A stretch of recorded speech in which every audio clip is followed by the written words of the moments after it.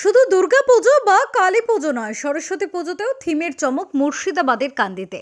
মুর্শিদাবাদের কান্দির green union ক্লাবে এবছর সরস্বতী পুজোর থিম বীরাঙ্গনা।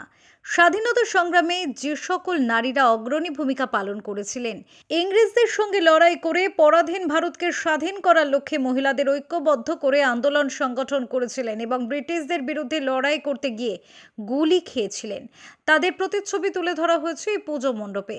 ভগিনী নিবেদিতা, মাতঙ্গিনী হাজরা, বেগম রোকেয়া থেকে সরোজিনী নাইডু সকলেই রয়েছেন এই পুজো মণ্ডপে। ভারতের স্বাধীনতা আন্দোলনের ইতিহাসে নারী শক্তি বরাবরই ব্রাত্য। স্বাধীনতা সংগ্রামীদের নিয়ে যখন নিবন্ধ লেখা হয় বা আলোচনা সংঘটিত হয়, তখন নারী স্বাধীনতা সংগ্রামীদের নাম উচ্চারিত হয় অনেক কম সংখ্যক। ফলে সাধারণ মানুষের কাছে এই সকল বিপ্লবী নারীদের কথা তুলে ধরেই ফুটিয়ে তোলা হয়েছে কয়েক লক্ষ টাকা ব্যয়ে মণ্ডপ সজ্জা।